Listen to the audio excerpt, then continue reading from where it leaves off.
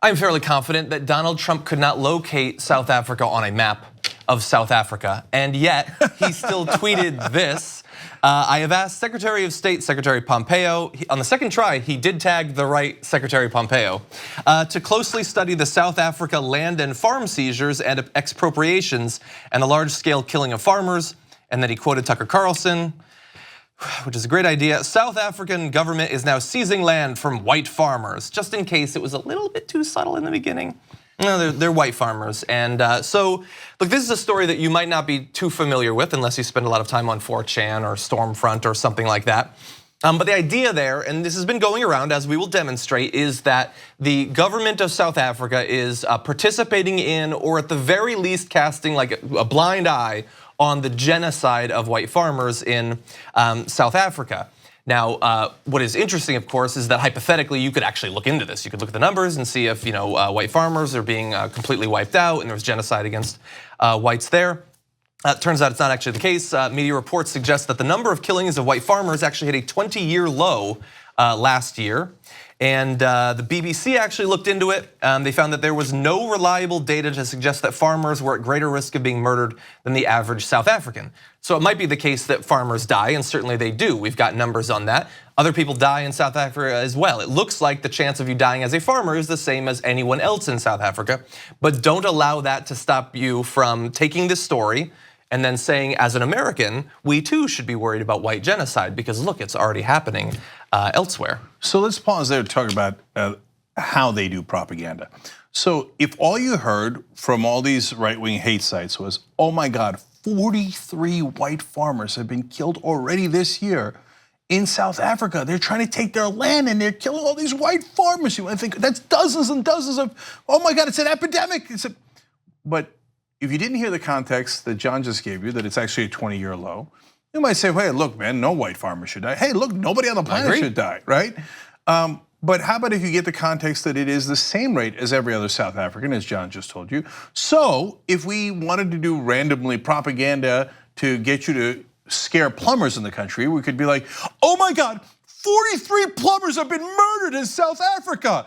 Oh, they're killing all the plumbers. I mean, it sounds absurd when you say it about plumbers, but it's the same rate. Yeah. Okay, or dentists. My God, these weird South Africans are attacking all the dentists in South Africa. 43 dentists have been killed. Yeah. It's the same number.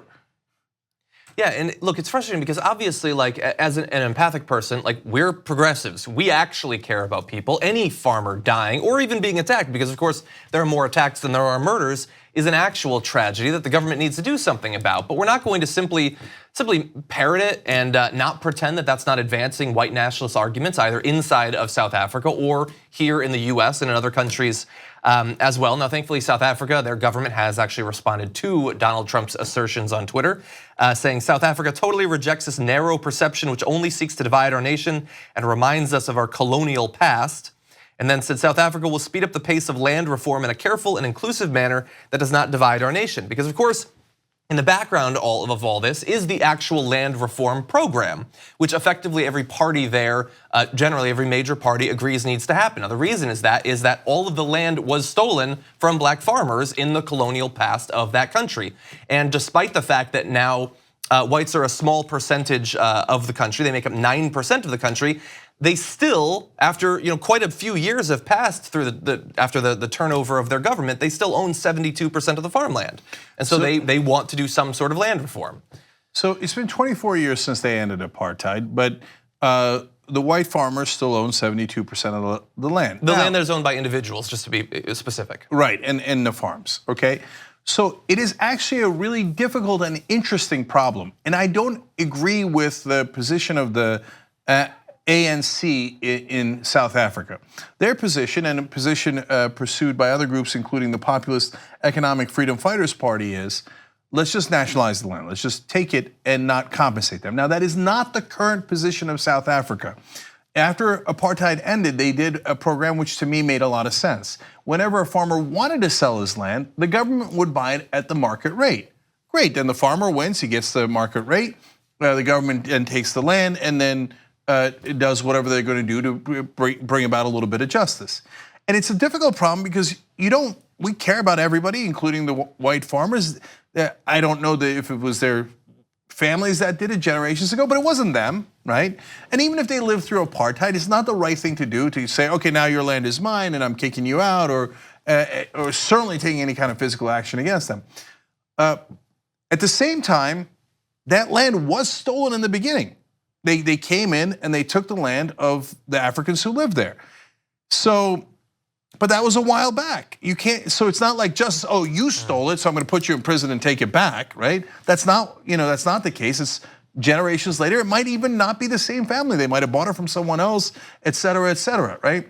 So that's a difficult question. How do you resolve it? Because the local population says, are we just gonna let them keep it when we know they stole it in the first place? Not they, but other people stole it from us in the first place.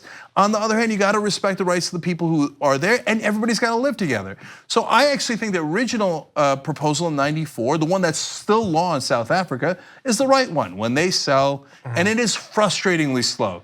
And that is why a lot of people in the country are now getting tired of it.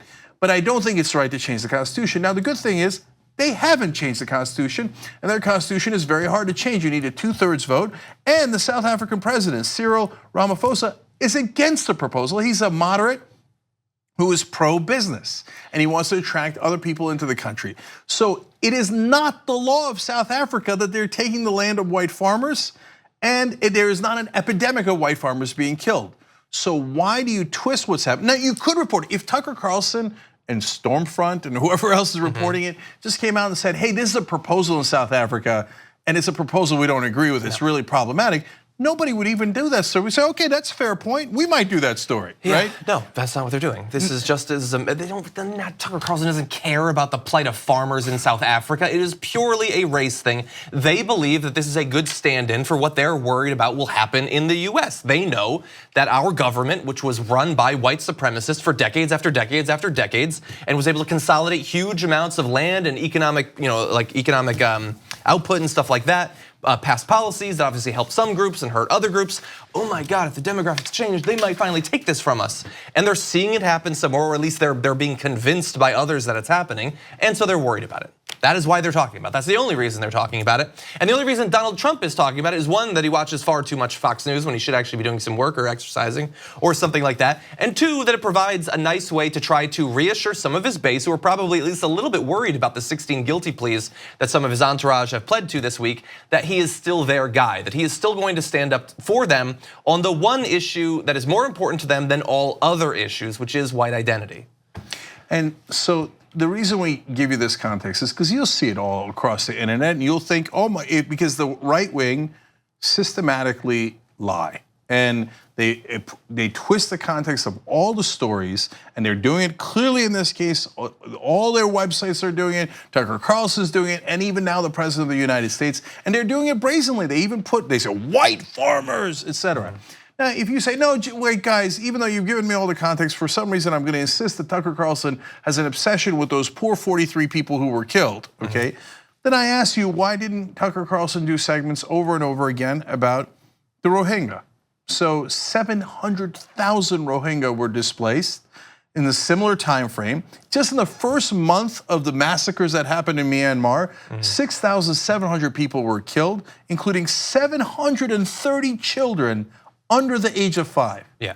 And did Tucker Carlson do one story after another? Did Donald Trump about that? No, it's not because they care about kids. It's not because they care about people or farmers. The point of this story is for them to say, look at the black people taking the white people's property away and killing them. Be afraid of black people. Yeah. Now, I don't watch Tucker Carlson. It's possible that he did do that. I kind of doubt it, but if he did, feel free to send it to us and we'll give him that credit. I don't expect that will happen. But we do want to at least briefly talk about this as an example of something that has happened many times before, that a story like this, it bubbles up from the darkest depths of the alt-right, online conservatives, things like that, and then eventually gets to the official communication channel for the most powerful person in the world, which is Donald Trump's Twitter page. So we're gonna go back through on a number of pages the earliest example we were able to find of this sort of story. Now, we can't discount the possibility that there might have been an earlier one, but this is what we were able to find. So first of all, on Stormfront, if we bring up this, you'll see that in their like chat pages, their message board or whatever, they were talking about this quite a while ago, back in November of 2016, talking about farm murders in South Africa. They're talking about genocide, restitution, all that stuff, torture, gang rape, all of that stuff. Then we can skip past this next graphic and you're gonna see that eventually it does hit Breitbart. That's a little bit later on. Literally, it says epidemic of murders continue, etc. Yeah, it's trending down, obviously. Still an issue, you can say that, but you can't say that it's an epidemic or that it's getting worse because the numbers, of course, are trending down. And they have to put genocide because that is the code word for white nationalists across America and across Europe. Now, you then jump ahead to hits InfoWars eventually, which I'm putting as more reputable than Breitbart in this case. They're June 28th, and so suddenly now this is more, I don't think Trump is probably watching much Breitbart or reading it because of what happened with Bannon, but he certainly likes InfoWars, so that's something that he'll notice. And if you jump ahead, you'll see that Alex Jones is tweeting about this, white farmers being hunted down and killed at record level numbers for multiple decades. He didn't put that part, but that was there. And then what do you know, it hits Daily Wire, a more reputable, more mainstream conservative site. There are no reputable right-wing sites. But that's what it's pitched as at the very least. And then Tucker Carlson picks it up and immediately after that, it's on Twitter. Donald Trump is dispatching the Secretary of State to deal with what in less than 2 years went from something that a Pepe branded avatar on a Stormfront, the white supremacist site, was talking about in a message board post. It goes from that to Donald Trump's Twitter to official US policy. Stormfront, neo-Nazis. From Nazis to Donald Trump, you just saw it. That's how it gets done. And then they'll turn around and go, I can't believe you'd call us racist. Believe it. Want to see more videos like this? Well, you can. All you have to do is subscribe to the TYT channel below. And don't forget to become a TYT member and download the TYT Plus app on your phone. Head over to tyt.com/join today.